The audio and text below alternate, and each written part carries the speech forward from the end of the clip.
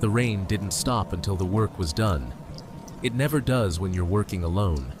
It pours harder, trying to wash away your mistakes, trying to dampen the heat of the moment. But for some men, the rain isn't water. It's pressure. It's expectation. It's the weight of the world pressing down on a shoulder that is already tired. Tonight, the air smelled of ozone and wet concrete. It was the kind of smell that only exists after a storm, when the atmosphere changes its tone. The old work van, a faded blue Ford that coughed smoke when it rained, rolled into the driveway of the Sterling Manor just minutes before the security gates closed. It wasn't supposed to happen. The power was out, but the storm warnings were fading. This was supposed to be a service call, but it felt more like an intrusion.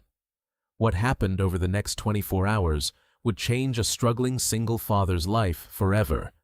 It would rewrite his financial future, restore his faith in humanity, and prove a lesson that thousands of businesses have forgotten, but society desperately needs to remember. A wealthy CEO refused to pay him a simple $120 repair bill. She humiliated him in front of everyone. She drove away convinced she had won. She had power, influence, and millions in her bank account. He had grit, experience, and a dream for his daughter.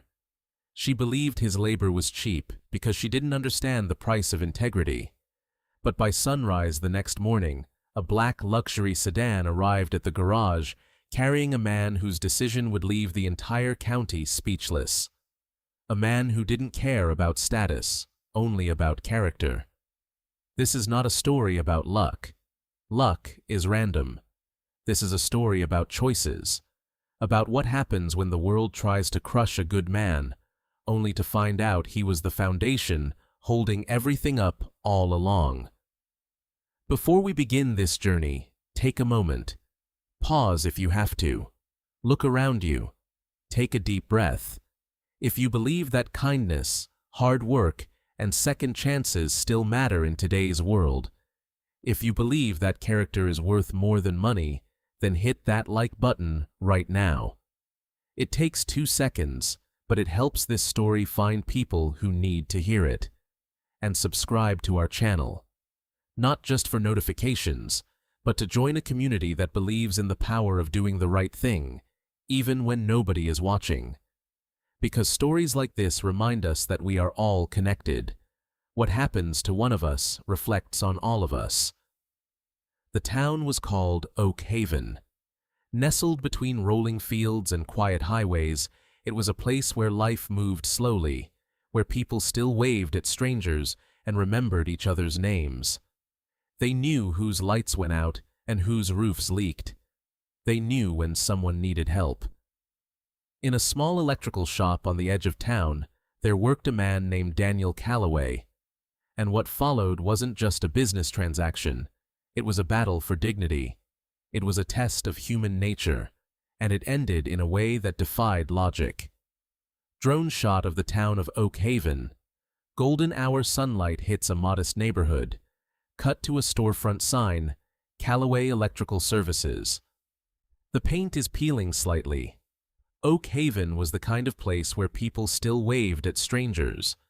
There was a bakery on Main Street that gave free rolls to kids walking past. The diner owner let a construction crew eat breakfast for free when their shift ended late. People cared about each other, or at least they used to care more than they did now. But in the corner of the district, on a dusty street lined with poplar trees, stood a building that time seemed to have forgotten. It was the garage. It wasn't fancy. The paint was peeling from the walls in long, gray strips, revealing the wood beneath. It looked like scars on the skin of the building. The waiting room chairs were worn, the fabric frayed where customers used to sit waiting for news. The coffee machine sat on a counter, humming quietly, working only when it felt like it. It made sense for a mechanic to have a broken coffee machine. But inside that garage, Daniel Callaway kept the light burning, literally and figuratively. Daniel was 39 years old. He had deep lines around his mouth, etched by worry, laughter, and silence. He was raising his 9-year-old daughter, Sophie, alone. 3 years earlier, his wife, Sarah, had passed away after a sudden illness. Heart failure took her in 3 months. 3 months left her husband with a hospital bill that wouldn't disappear, a mortgage payment that wouldn't pause, and a little girl who woke up crying for her mom every morning. Since then, every day felt like a balancing act. Balancing being a father, balancing being a provider, balancing keeping his soul intact while trying to keep a roof over their heads. The garage wasn't fancy because Daniel couldn't afford it. It wasn't nice because he hadn't had the funds to renovate it. He sold tools to buy food. He skipped lunch to pay insurance premiums. But Daniel had something many businesses lacked. He had integrity. It wasn't a buzzword printed on a website banner. It was the way he worked. Customers trusted him because he never charged for unnecessary repairs. He told you the truth, even when the truth meant less money in his pocket that month. If a part could be fixed instead of replaced, he fixed it. If someone couldn't afford a repair immediately, he worked out a payment plan that fit their schedule. If a senior citizen couldn't walk through the door, he would go to them. In a world obsessed with profit margins and quarterly earnings, Daniel still believed people mattered. He believed in connection. He believed in honor. Unfortunately, kindness didn't always pay bills. Business had slowed dramatically that year. A large corporate service center had opened 40 miles away, stealing many customers who wanted shiny signs and air conditioning. The big chains offered financing. They offered loyalty cards. They offered slick commercials on television. They stole the easy money. Bills piled up on Daniel's desk. Unmarked envelopes. Letters with red stamps. His mortgage payment was overdue. The electricity company had sent another warning notice. The gas company had threatened S. Still, every morning he opened the garage doors with a smile because Tessa depended on him. Every morning he opened the garage doors with a smile because Sophie depended on him. At 6:30, he would wake her up gently. He would cook eggs. He would pack her backpack. He would drive her to school. He would listen to her talk about friends, about homework, about the dreams she had for the weekend. When she got back from school, he would wipe the dust off his hands before hugging her. He made sure she knew she was loved more than anything else in the world. He never let her see him cry, never let her see him doubt, because a single dad has to be a fortress. One sunny Tuesday afternoon, a sleek silver SUV pulled into the parking lot. It gleamed under the sun. Even before the driver stepped out, everyone knew it belonged to someone important. The engine purred, silent compared to the roar of the trucks outside. The car parked right next to the old work van. The contrast was jarring. One vehicle screamed wealth. The other whispered survival. The woman who emerged wore an expensive tailored suit and designer sunglasses. Her confidence seemed to fill the entire lot. Her heels clicked on the pavement like a metronome counting down to trouble. Her name was Victoria Sterling, founder and CEO of one of the fastest-growing technology companies in the state. Victoria had built a reputation as a brilliant businesswoman. She was featured in magazines, interviewed on television, and admired by investors. She spoke of disruption, of innovation, of changing the world. But behind the headlines, she was known for being demanding, impatient, and fiercely competitive. She treated people like assets. Assets either produced value or they became liabilities. She did not deal well with inefficiency. She explained that her smart home server system had suddenly begun overheating during a business trip. Her office was dark. Her data was inaccessible. Every larger repair center nearby was booked for days. Waiting lists were weeks long. Desperation made people make bad decisions. But she had come here. Maybe because there was no choice. Maybe because she liked the mystery.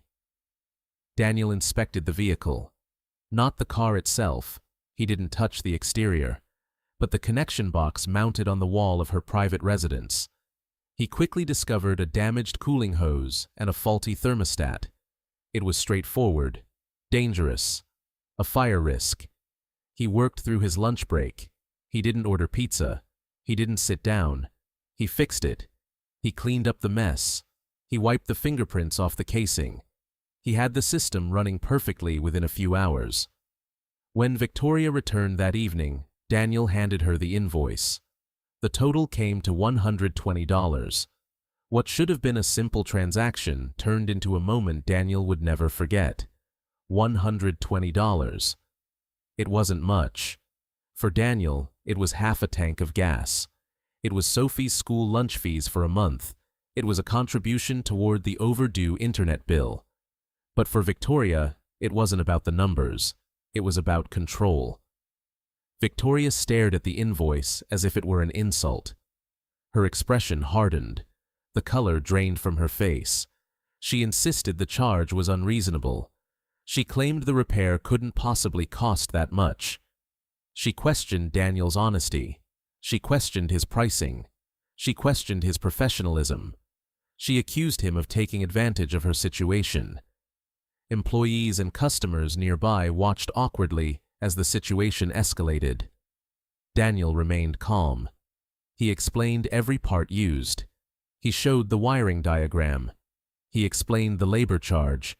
He didn't raise his voice. He didn't get angry. He simply stated facts. But nothing changed her mind. Finally, Victoria refused to pay altogether.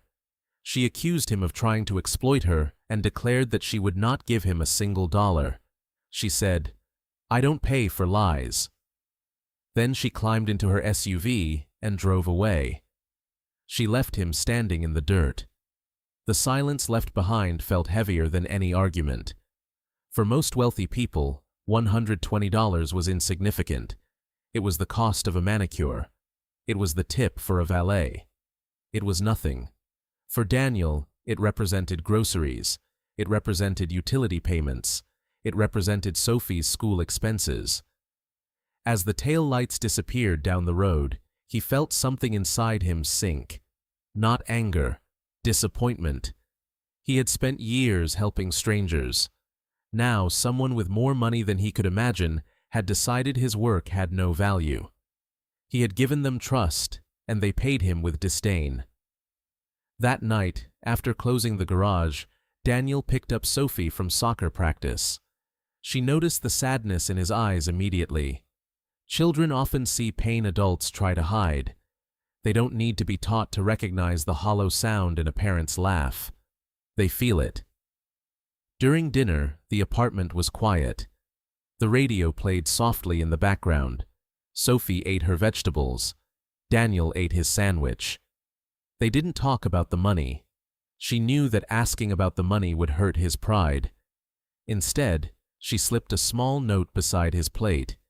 It read, "You're the best dad in the world. Things always get better." Daniel smiled despite everything. He tucked the note into his wallet. Later that evening, after Sophie fell asleep, Daniel sat alone in the garage office reviewing unpaid bills. The numbers blurred together. He wondered how much longer he could keep fighting. Across town, however, another story was unfolding. Victoria arrived at the sprawling Sterling family estate for dinner with her father. The estate sat on a hill overlooking the city lights. It was massive, marble columns, manicured gardens, silence. Unlike his daughter, Theodore Sterling rarely appeared in the spotlight. At 72 years old, he had built a manufacturing empire long before Victoria launched her technology company.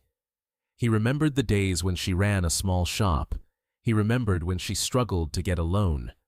Despite possessing enormous wealth, Theodore remained humble.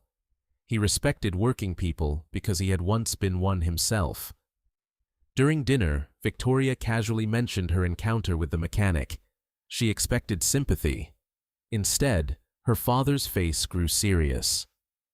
As she described refusing payment, Theodore listened silently. He didn't interrupt. He didn't nod. He put his fork down. "Did the man finish the job?" Theodore asked. His voice was deep, commanding, quiet. Victoria shifted in her chair. She sighed. Yes, yes, he finished it. The system is running better than before. Theodore paused. Did he charge a fair price? Victoria hesitated. She knew what she had to say. Honesty wasn't her strong suit tonight, but she lied. Yes, it was fair. Over time, she became more compassionate, more grounded, and more aware of the people behind the services she used every day. Years later, visitors entering Daniel's garage noticed a small framed note hanging beside the office door. It wasn't the $17 million check. It wasn't a newspaper article. It wasn't an award. It was Sophie's handwritten message from that difficult night. You're the best dad in the world. Things always get better. And somehow, those 6 words had predicted everything. Why does this story resonate? Why do millions of people share it? Because it touches a nerve in every human being. We all feel the urge to be seen. We all have moments where we wonder if our effort counts. Daniel represented the invisible workforce. The electricians, the plumbers, the janitors, the caregivers. These are the people who hold the infrastructure of our lives together. Victoria represented the arrogance of privilege. She didn't mean to be cruel. She didn't set out to destroy him. She just forgot he existed. This is the danger of success. Success blinds us to the reality of others. It tells us we bought our way out of problems.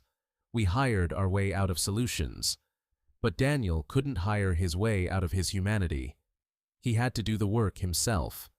Theodore represents the conscience, the elder statesman who remembers the roots. He reminds us that we are not defined by what we own, but by what we stand for. When he wrote that check, it wasn't about buying Daniel. It was about validating him. It was about saying, I see you, I appreciate you, you matter. Let's look closer at the relationship between Daniel and Sophie. It wasn't just father and daughter. It was partnership. Sophie was the anchor. Without her, Daniel might have given up. With her, he kept pushing. Notice the scene where she leaves the note. She notices his mood. She knows when he is sad. This is the strength of a child's love. It is unconditional. She didn't judge him for the lack of money. She praised him for his love. That note was the real currency in that household. It was more valuable than the cash register ever could be. Consider the pressure Daniel was under. Single fathers are statistically more likely to suffer from depression than single mothers, simply because they carry the burden of provision alone. There is no second opinion, no backup. If you fail, your child suffers. If you lose a job, your home becomes unstable. When Victoria walked away, she didn't realize she was stepping on a mountain. She thought she was stepping on a bug. Her dismissal wasn't just an insult to Daniel. It was a threat to Sophie. But Daniel absorbed the impact. He protected the light in his daughter's life. That is why Theodore intervened. He didn't help Daniel because he owed him. He helped Daniel because he protected a child. That is a universal trigger. Everyone understands protecting innocence. There is a deeper theme here about time. The story says, the next day. Why not the next week? Why not a year? Karma moves fast. It shouldn't be that way. But it creates urgency. It shows that justice is available now. It doesn't require waiting for heaven. It can happen on earth. It requires witnesses. It requires truth. Theodore didn't act immediately. He investigated. He checked the facts. This is crucial. Rewarding bad behavior is dangerous. Rewarding good behavior sets an example. Theodore ensured Daniel was telling the truth. He verified the work. He confirmed the price. Only then did he act. This validates the moral. It isn't blind generosity. It is strategic generosity. Think about the legacy Daniel leaves. Money disappears eventually. Inflation erodes purchasing power. But reputation lasts forever. Because Theodore invested in Daniel's reputation, Daniel was able to expand. He could take risks. He could invest in training. He could become a pillar in the community. If he had taken the check and hidden it, he would have been a different man. But he used it to multiply. This is the difference between charity and empowerment. Charity feeds you. Empowerment allows you to feed yourself and others. Daniel chose empowerment. He hired locals. He trained youth. He created jobs. The $17 million didn't end in his personal account. It became part of the ecosystem of Oakhaven. That is the secret. The richest places aren't the ones with the most billionaires. They are the ones with the most support systems, the most networks of kindness. Daniel built that network. Victoria tried to burn it down by refusing to acknowledge the work that kept the grid running. Theodore poured fuel on the fire of goodness. We live in a world where algorithms tell us what we want to hear, where social media encourages division, where we divide ourselves into groups and tribes. But this story transcends tribe. It speaks to the shared human experience of working hard, of wanting to be fair, of hoping that someone sees your struggle. Let's talk about that note again. Things always get better. Why did she write that? She is 9 years old. She shouldn't have to comfort her father. Usually, the parent comforts the child, but sometimes the roles reverse. This is the concept of perennialization. A child becomes a source of emotional stability for the parent. It is beautiful. It is heartbreaking. It shows that love flows in cycles. Daniel gives to Sophie. Sophie gives back to Daniel. The note is a symbol of resilience. It is proof that hope survives poverty. It is proof that optimism is a muscle. When Daniel tucked the note into his wallet, it was a ritual. He carried that hope everywhere. Imagine Daniel sitting at night, reading that note, reading it over and over. It kept him awake. It gave him strength. It was his shield against the world. When Victoria rejected him, the physical rejection was painful. But the spiritual rejection, the idea that he was worthless, was worse. The note reminded him he wasn't worthless. He was irreplaceable to her. This is why the ending resonates so deeply, because the check was validation from a stranger, but the note was validation from the person he loved most. The check saved his business. The note saved his sanity. Together, they saved his life. When the camera pans to the note at the end of the film, years later, it brings closure. It connects the beginning to the end. It reminds us that the journey was always about Sophie, not the money. The money was just a tool to protect Sophie. Sophie didn't want the $1 million mansion. She wanted her dad to be happy. She wanted him to sleep peacefully. She wanted him to smile at dinner. Those were the goals. Everything else was secondary. This humility in a child is powerful. Adults lose it. We chase status. We chase approval. Children chase love. And love is the only thing that survives bankruptcy. There is a scene where Daniel looks at Sophie sleeping. He kisses her forehead. He whispers, "I promise." What was he promising? Was he promising money? Was he promising freedom? No, he was promising safety. He was promising dignity. This promise defines his character. It is the contract he signs with the universe, and the universe keeps its side of the bargain. We often ask, why me? We ask why bad things happen to good people. Sometimes the answer is not for the benefit of the good person, but for the benefit of the witness. Daniel's story benefits the viewer. It restores faith. It reminds us that we need to be the Theodore. We need to be the ones who notice the worker. We need to be the ones who pay fairly. If you are in a position of power, remember Daniel. If you are a CEO, remember that you don't own the ground you stand on. You borrow it from the people who built it. Treat them like humans. Treat them like family. Because in the end, family is the only ownership that matters. How did the transformation play out in the real world? It wasn't instant magic. There were challenges. He had to learn to manage wealth. He had to hire a team to run the finances. He had to learn to delegate, but he stayed true to the mission. He kept the shop open for those who couldn't pay. The community noticed the change. Neighbors helped each other more. Businesses collaborated. Prices stabilized. Trust was restored. Daniel became a mentor. He didn't lecture. He demonstrated. People asked him, "What's the secret? Did you work harder?" He said, "No, I worked differently. I worked for people." Victoria's story is equally important. She didn't become a saint overnight. She had to unlearn habits. She had to apologize to staff. She had to change her management style. She learned that efficiency is useless if you don't value the people delivering it. She started paying her contractors more. She started treating customers with empathy. This redemption arc is vital. Revenge movies satisfy us because the villain pays. But stories of growth satisfy us because the villain learns. Victoria realizing her mistake is more powerful than her punishment. She is a mirror to the audience. We all have the capacity to be arrogant. We all have the capacity to ignore the invisible.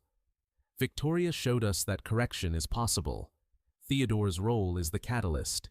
He represents wisdom. He is the bridge between generations. He ensures that the lessons are passed down. Without him, Daniel might have stayed invisible. With him, Daniel became a legend. He proves that mentors are essential. We need guides. We need people who look beyond the surface. The town changed because Daniel changed. He became the lighthouse. Lighthouses don't move. They stand tall and shine. Ships find their way because of the light. That is Daniel. People found their way to safety, to stability, to dignity. The ripple effect was exponential. 100 families benefited. Hundreds of children got shoes, clothes, education. That is the math of kindness. Kindness multiplies, money divides, power hoards, but love shares. And what gets shared grows. That is the law of the garden. Plant seeds, water them, prune the weeds, wait for the harvest. Daniel planted seeds of honesty. Theodore watered them with capital. Sophie added sunlight with her belief. And the forest grew. This is the vision we should all aspire to. A town where everyone helps everyone. A system where dignity is valued above profit.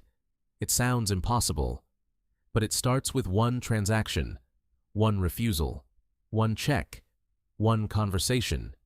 It starts with you. If this story touched your heart, please like, comment, share, and subscribe to Korean Nightmare Stories. Your support helps bring more inspiring stories about resilience, family, and hope to people around the world. This isn't just entertainment. It is inspiration. It is fuel for your journey. Special request. Comment below with the words, "Kindness always wins," if you believe good people deserve to be rewarded even when no one is watching. This tag helps us track who believes in the message. Let's flood this page with positivity. Let's create a movement. Because sometimes life changes not because of luck, talent, or power, but because someone chooses integrity when nobody else would. And while money can transform circumstances, it is character that transforms destinies. Daniel Callaway never became rich because he chased wealth. He became rich because he spent years building something far more valuable. A reputation of honesty, compassion, and unwavering love for his daughter. In the end, the world simply returned a fraction of what he had already given away. And that is why the most powerful investments are never made in businesses. They are made in people. Thank you for watching. Stay kind, stay strong, and we'll see you in the next story.